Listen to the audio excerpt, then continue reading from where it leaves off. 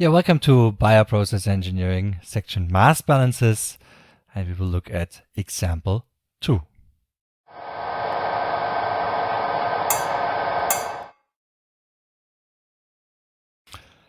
Yeah, I told you that in 2 weeks we meet again, but I realized that due to this holiday, it's just one example missing. So therefore, in this case, it's not interactive. I just will do this example 2.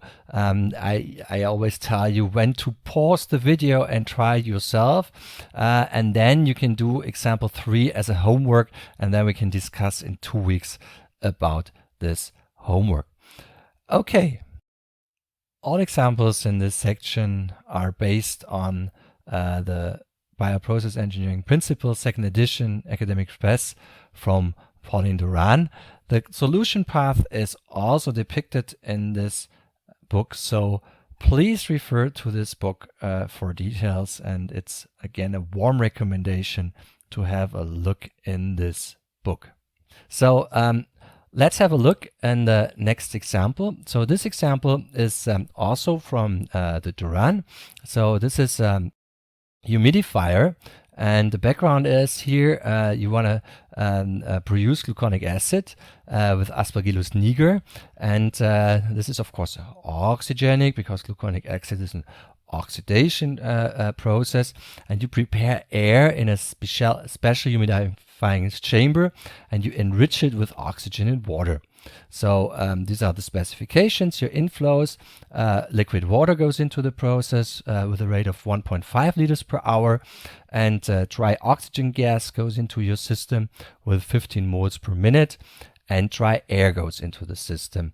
And the outflow in this case is humid oxygen-rich air, 1% weight per weight water. The first thing to do again is, of course, you go for your units and so on. But now the first question is here for this, compile the flow sheet. Of course, in an exam, if you're asked do this, do that, and if you're not asked for put all the assumptions and so on, you don't do it in an exam. But in reality, of course, it's important not to forget these assumptions, but we need to, of course, proceed somehow. So now what you do now is compile the flow sheet. And I would like to ask you, press pause now, do it yourself, try to compile the flow sheet with this exercise, and then go and solve it, and then proceed, and then compare it with your solution. It's really important that you train yourself in doing these things. Okay, so here we go. Press pause, and after the pause, you can proceed, and I show how this flow sheet could look like. Okay, so here we are. We first need to think of what units to use, and let's say we take units, we take grams and minute. Why do I choose these units? I always, it's a good idea to be lazy. Always look at the data and look where you have the least amount of conversion to do, and this is what you at the end take. So now if we say grams and minutes, it's a good idea to already start to convert into these units. I don't do that always. Sometimes I first check what I need, because for longer conversions this might take some time, but this time we use and start with it right away. We start with the water. So we have 1 pint m water, and this is the water which goes in, and this is equal to 1.5 liter per hour. So we need to convert it, and do conversions always like this. So the density of water is, of course, we use 1000 grams per liter to make the calculation simple. Of course, it's not exactly true, but we neglect here the difference. So we say it's 1 liter is 1000 gram. This is the density. So the first thing is that we have 1000 grams per liter. this is cool because we can then shorten out the gram. The major part of the errors come with the conversion. So really do it like this, step by step. This helps in avoiding errors. Now we need to change the hour into seconds. So of course, 1 hour has, no, not seconds, sorry, minutes, of course, has 60 minutes. Again, I write it like this because I want to shorten out the hour. So I can now shorten out the liter. I can now shorten out the hour. And at the end, I have the correct expression. Now you simply put it into your pocket calculator. And if I don't calculate incorrectly, you get out 25 grams per minute. So this is our water. Now let's see what about the other units, whether we need to convert also other things. So we have oxygen. So oxygen in. So if somebody can read this, it's good. So maybe I put that a bit clearer. Oxygen in is equal to, we have 15 mole per minute.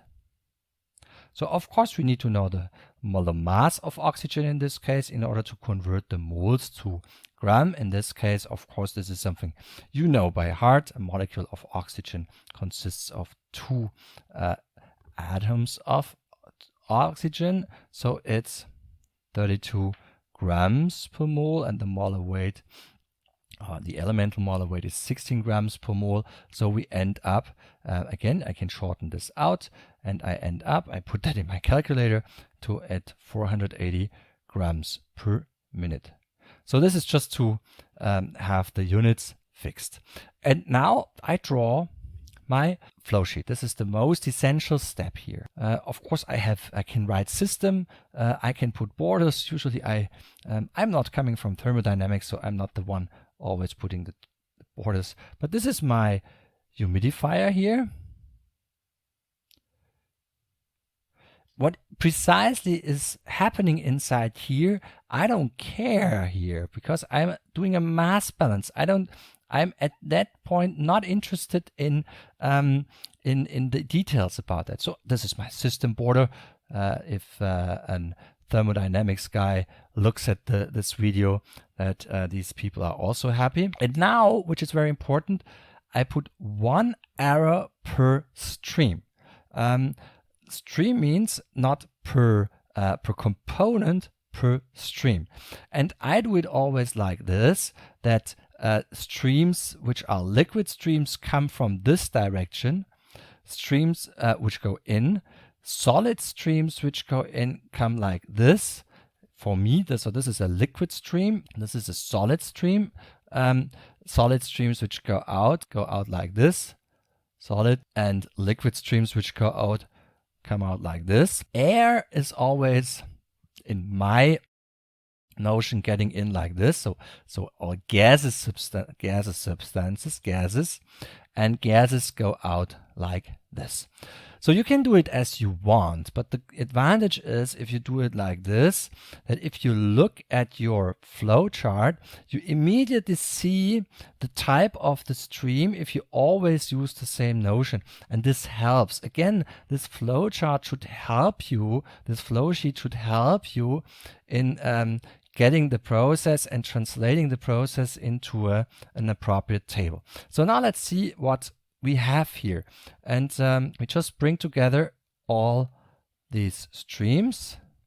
I just kill out the system border because this just makes people confused if this is written too much. So we look what is the first stream is liquid water on our exercise. So we bring in liquid water here. Liquid water.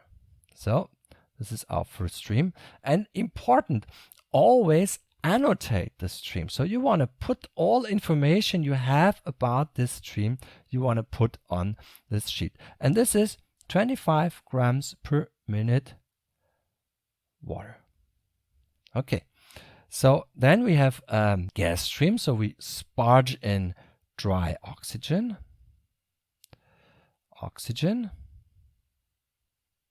And this we have calculated it. We have it here, the value. So this has 480 grams per minute. And then we have dry air. It's also a gas stream, of course. And we don't know yet the concentration. Let it be D grams per minute. And then we have the only outstream is humidified oxygen rich air, and let it call it's an from H grams per minute. Of course, we don't know that. And this contains, as we can see in the exercise, this contains 1% weight water. So we have put now all information of the exercise into this flow sheet, and it's very important that you have all information inside, because now you don't need to look always for your mass balances. You don't need to look always on the text. You have transferred the content of the text into this flow sheet, and everything is inside. Now, what type of mass balance is applicable? You have to ask yourself, is something accumulated in the system? And no, this is not the case. It's in the steady state. It's not written at this point, so we assume steady state. So I just want to bring that here because I need to look at this. Assume steady state. Of course, there is no reaction because you just humidify the air. So no reaction. So the mass balance is simply M in is equal to M out. And this mass balance applies to the total mass and to all components. So this is the very simple setup of this approach here.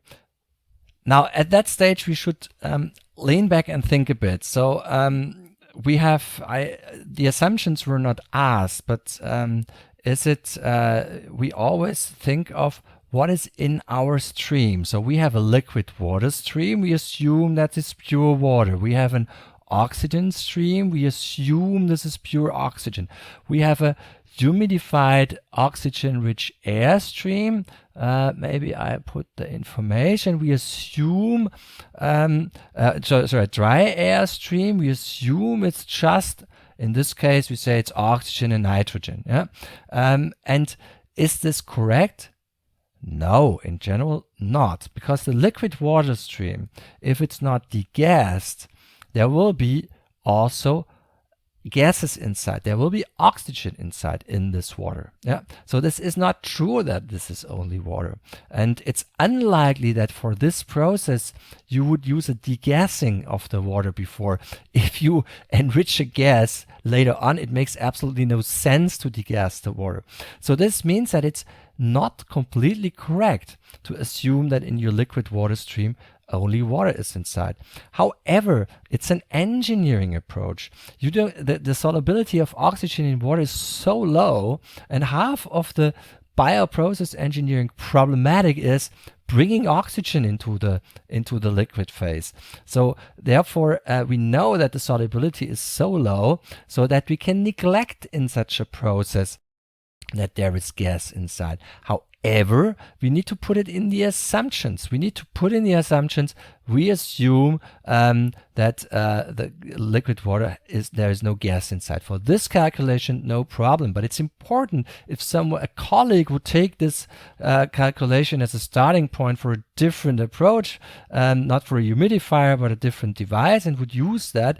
And there it might be relevant that there is some oxygen inside. In this case, you cannot use that, and therefore it's important to put these assumptions at the beginning. The same is true, of course, the other way around. The oxygen and even dry air, it is highly unlikely that you have tried the oxygen or the air before in a process if you want to humidify it anyhow. So also in the air and in the oxygen there will be some water. However, again, the water content you expect there will be very low, so you can neglect it. However, you need to state that is very important. Now another point, if we look at this chart, so sometimes people then come up and say, instead of dry air, I would like to put it extra that I can eliminate it. So people think, oh yeah, I'm smart, so they put the humidifier. So they have the water, they have the, of course it's not hydrogen, it's H2O, they have the oxygen, and then they say, oh yeah, in my next stream I have oxygen and I have nitrogen. So this is the air, and then out goes, of course, water, oxygen, nitrogen. So this is not completely wrong, because of course water, oxygen, nitrogen goes out. However, this doesn't reflect that this is in one stream. It's very important that you keep that together in one stream. Otherwise, you will make errors. So don't do it like this. Please don't do it like this. Always one error equals one stream. Please keep to this rule. It's very important. Otherwise, you will end up simply in a mess. Yeah.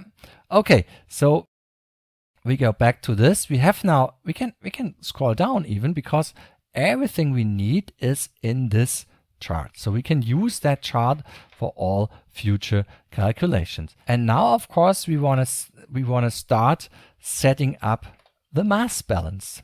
And what I said is, the first thing to do is, we had it in the description, the first thing you should do is transfer everything into a table. So you set up a table. And how should this table look like? Also here, this is not stone rock, but the suggestion is you separate it in inflow and outflow. So on this axis you put the components, so it's liquid water, then it's dry oxygen. Here it is. This is something even I cannot read, so maybe I write it again. So here it's liquid water. So these are my streams. It's dry oxygen. It's dry air. It's humid air. So it's this humidified O2 rich air. And then we make one more, and it's total. Okay. Now it's in the inflow, and here we have, it's in, we have water, and we have O2, we have N2, and total. And just, I want to separate it here, and we make out, and again we have water, we have O2, N2, total. Okay, so this is setting up our table. So you see on the columns are the components and the rows are the streams. So now we just separate that appropriately. Of course, it's wise if you do that, prepare such a table, for example, in Excel or so. That makes the things, of course, easier. But here we just do it by hand. So everything is fine. Now we have set up our table, and what we do now is we simply transfer the information we already have into this table. The first thing to do is assign the stream. So of course we don't have this here. It's a stream which goes out, so it is not there here. So we just cross that out here. So there's nothing going in. And these streams here are of course streams which are just in streams and not out streams. So we don't have them here. That's already cool. So we have already filled in half of the table just by crossing out the streams. And now we start looking to the information. So liquid water, it's cool. We have 20, we have already calculated it. We make as unit grams per minute. So we just need to put in the values. It's 25 here. And now we said it's the gas. We put that in our assumption. So therefore it's 0 oxygen and 0 nitrogen. So in total we have 25. The total mass of the stream is 25 grams. Now dry oxygen, we have 0 water. We have assumed that it has been dewatered. We have 480 grams per minute oxygen. That's what we have calculated, and that's what already is on our flow sheet. There is no nitrogen, and of course also this stream, as there are no other components, has then 480 grams. Dry air, we don't know. We know it's, we said it's dry, sorry, this we know because we have assumed it, so it's 0, but the oxygen content and the nitrogen content we don't know. And then we have said this is D. Here we have only water, so we can put that as 25. This we don't know, this we don't know, this we don't know. Now let's have a look at the outstreams. Unfortunately for the outstream, now let's just go up. What do we know here? So we said it's H, the total stream, but we said we don't know the components. We know it's 1%, so we can put here H, and we could say here for water, we could say this is 1% fold H, and here we don't know. At this we also don't know, and that's it. Here we could, by the way, put directly H if we want, because it's just this H. We don't do more than this. Yeah.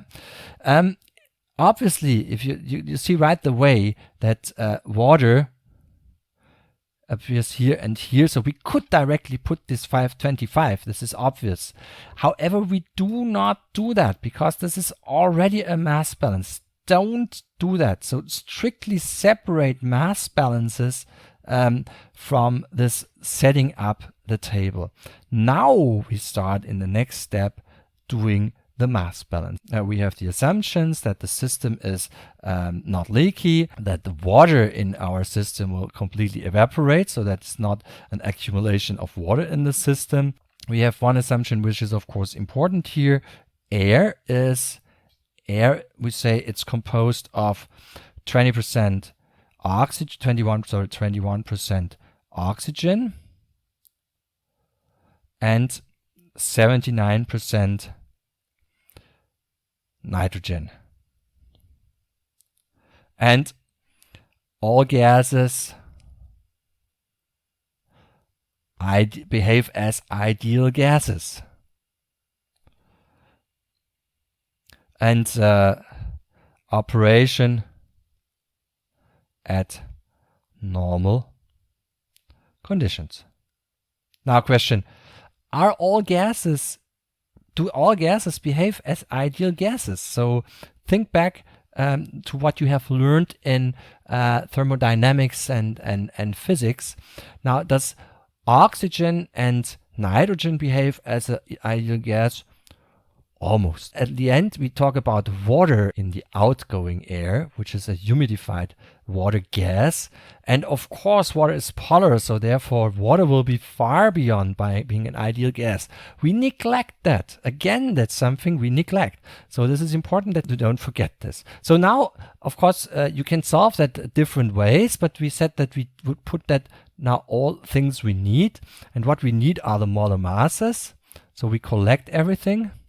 Molar masses, and then we have oxygen is 32 grams per mole. We have already used that, by the way.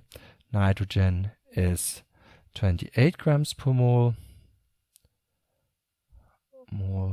and H2O is 18 grams per mole. If someone can read this 8, he's a king. And now we need to transfer volume value. So we have already volume %. So we need to transfer volumes into masses. So we could do it in several ways. We have this ideal gas law, NPV is equal to RT. So of course you can, if you look up the R, if you then calculate the temperature, you can do the calculations. But if you, as we said, we are in norm conditions. So then we say we can calculate based on this equation the molar volume, and the molar volume at standard conditions here is Vm is equal to 22.414 liters per mole. So of course this comes from this equation. Yeah. So this is what we start with, and now we can start with our mass balances. So now we know the components are not involved in the reaction, and we have said that the mass balance which is applied, we have already stated that, but just again, mass balance applied is M in is equal to M out. Okay, so now we can start with the calculation. So good idea is going back to the table, and let's have a look on the table what with what is it smart to start with. And we see the water we have already, we have already seen at the very beginning. We have the water here, and it's easy to make then the water balance. So we can say water balance. We start with the water balance because we know already something about that. So we say M water in the liquid water stream is equal to M, we term it H2O, that it's clear here, H2O, MH2O in the total in stream is equal to MH2O total out. And this, as there is only one stream, and this is equal to MH2O in the humid air out air stream, and this is of course 25 grams per mole here, of course, per minute. Okay, so now this is a mass balance. Although this looks trivial, it's a mass balance. We have, and it's important to do that because otherwise you have tendencies to forget things. So we can go back to our table, and we can bring this 25 then simply to here, and we have 25 here, and now we have 25 here, and we have already put here, this is 25 is 1% fold H. And now we can simply put that as an equation. Yeah. Total mass humid air out. It's H. And we have the equation. That M H2O humidified air is equal to 1% fold H, and this is equal to 25 grams per minute. And now many people have problems in calculating with percentages. In Germany we have a thing called Dreisatz. Please forget the Dreisatz. Do it as soon as possible, because the Dreisatz complicates all these calculations quite a while. Now here, if you look at this, we have a very simple term, and if you want to calculate H, the simple thing you do is you divide by 1% and then you have H. So H is equal to 25 grams per minute divided by 1%, which is divided by 0.01, or this is the same as fold 100. So we have simply 2,500 grams per minute. And this is correct, and we didn't have to think anything about that. So we can go back to the table, and this is of course humidified air out. And this is, of course, the same as m total out. And we can put that in the table. So just marking this here, eliminating the equation, 25, 2,500 and 2,500. Okay, now next step is, it's difficult to calculate here the oxygen nitrogen, we don't know yet, but what I can do, of course, is we can now, we have the total out stream, and of course total out must be equal to total in. So we go down again, m in total is equal to m out total is equal to 2,500 grams per minute. So we go back and we put here 2,500 grams per minute. So we have that. And now, of course, we see that here we have just the D value is missing for the dry air. So of course we can simply then say D must be 2,500 minus 25 minus 480. So the total mass of the dry air, dry air total is equal to 2,500 grams per minute, which is the m in total, minus the total mass of the oxygen, which is 480 grams per minute, minus the total mass of the water, which is 25 grams per minute. So therefore we end up at 1,995 grams per minute, which is the total mass in here. So we go back and put this value in here. 1,995. Okay, now the next step is, of course, what is here.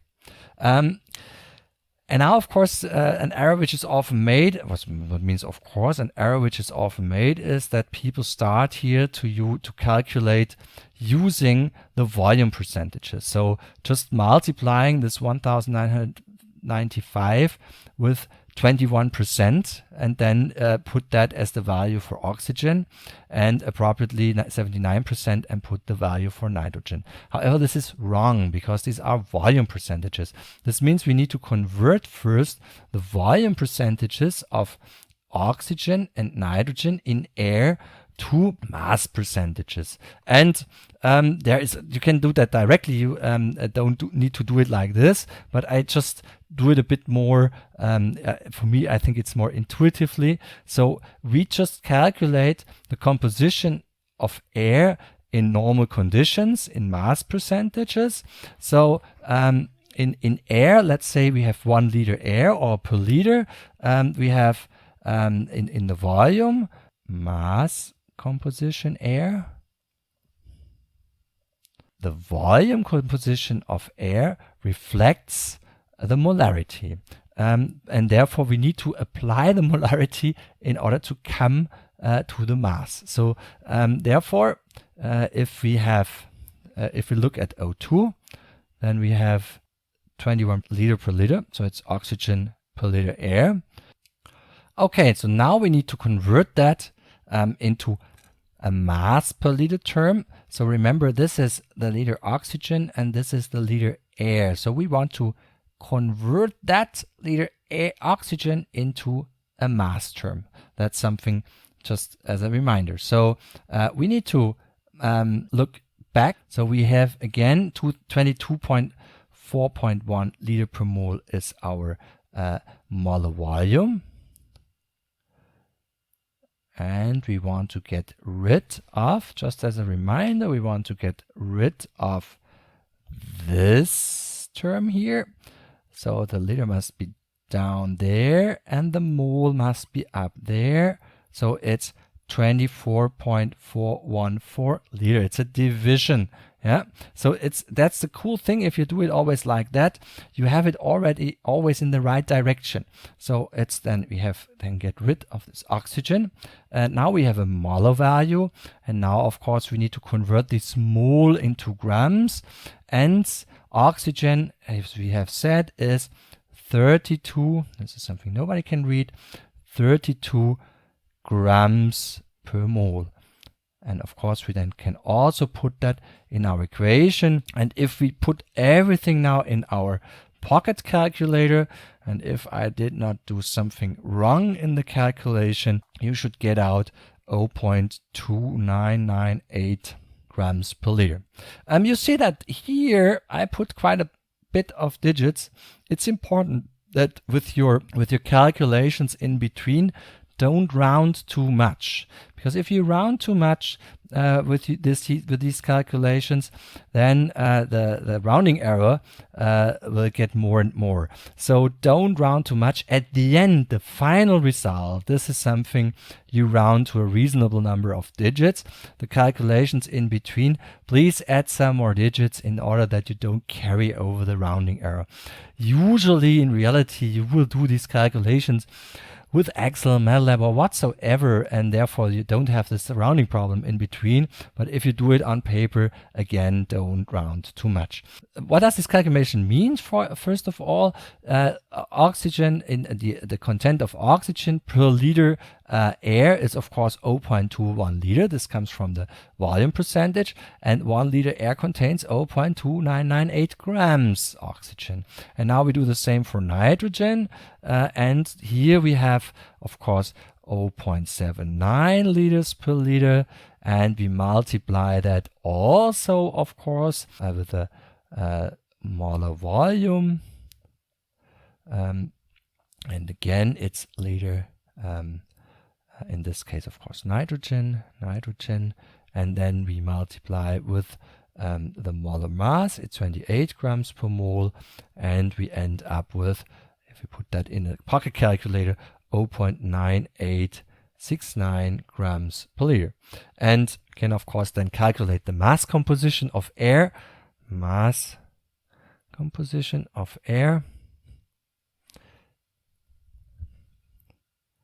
and then we end up with 0.2% VV, and we have 0.2998 grams per liter divided by 0.2998 grams per liter plus 0.9869 grams per liter. And this is then, if we put that in a calculator, this is then 23.3% weight. As a weight. So this is the weight percentage of oxygen. Of course, this is a difference. It's not 21%, it's 23.3%. This cannot be neglected. Of course, we have to do the same calculation with nitrogen. We could just subtract that, but it's wise to do the calculation and look whether the same comes out. Try it at home, and you will see that you should then also, both ways, you should reach then 76.7% weight. Okay, so now having these values, we can of course use these values and calculate the composition, because what we want to have is we want to get these values. Okay, so now our dry air, the total weight of our dry air is 1995, and the composition is then simply MO2 dry air is 1995 grams per minute fold 23.3%, and if we put that in our pocket calculator, we get 465 grams per minute. And we do the same for MN2 dry air, and then we also have 1995 grams per minute fold, of course in this case 76.7%, and of course then we should get the difference, and this is 1530 grams per minute. Okay, we put these values 465, 1530 in our table. So it's 465 oxygen and it's 1530 nitrogen. And of course, we have to do the calculation. Don't forget it. We want to do the balancing. But you see, of course, directly here, now we're more or less done because we can just add up this value. We can add up, this is just this value. So here we directly transfer it. So it's 1530 for the nitrogen. And then we can transfer it. But we do it formally correct. So we do it first for the nitrogen. N2 dry air is equal to Mn2 total in is equal to Mn2 total out. This is always a nice thing if you have nitrogen. Nitrogen usually in biological reactions, with rare exceptions, never reacts. So you can always apply this M in, M out equation. N2 in the humid air is equal to 1530 grams per minute. Let's go. So now you're officially allowed to put this value everywhere here. Yeah, here we go. 1530, 1530. And this nobody can read. 1530. And with oxygen, we do the same. We say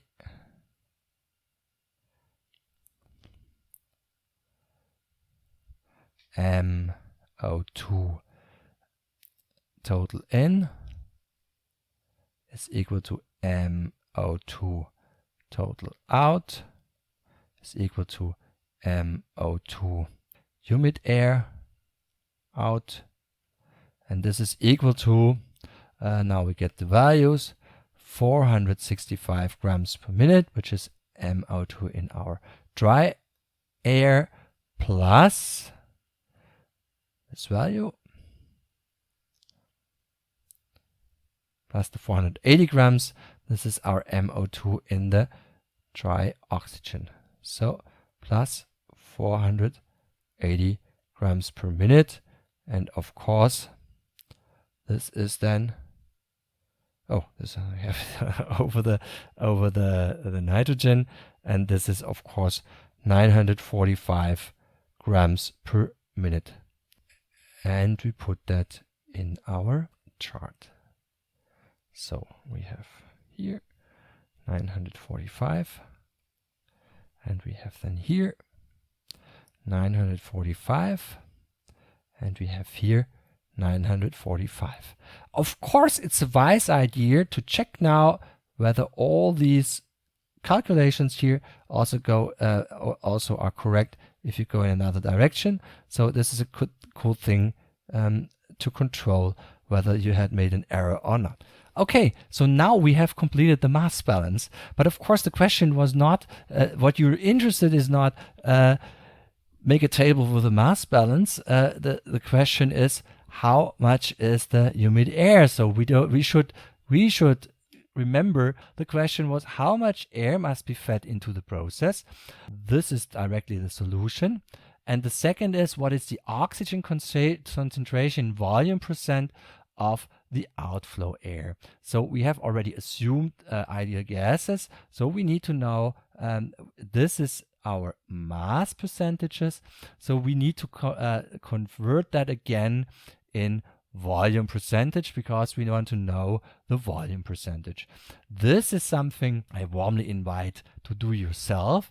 Again, always assume that all gases behave as ideal gases, including the water. I see that we have here hydrogen. Now let's add an atom of oxygen to the water that we don't produce here, hydrogen, because that would be a Nobel Prize balance here. So just the first response we can directly give, we say 1995 kilograms per minute of air must be fed into the process. Of course, we could calculate also here the volume what needs to be fed into the process, but it's often the case that in these processes you work with masses. Also, you use air as a mass. You have usually mass flow measurements, which are more precise than volume measurements. And here, for this value, you just convert to volume percentage. Yeah, thank you very much for following the possible solution of this example. I hope that you are now successful. Try it again on your own. This is very important. Not just watch the solution. Do it on yourself. If you have problems, go back to this tutorial and then try it again. You have to learn how to do it yourself. Thanks for your attention. Good luck with the solution and goodbye.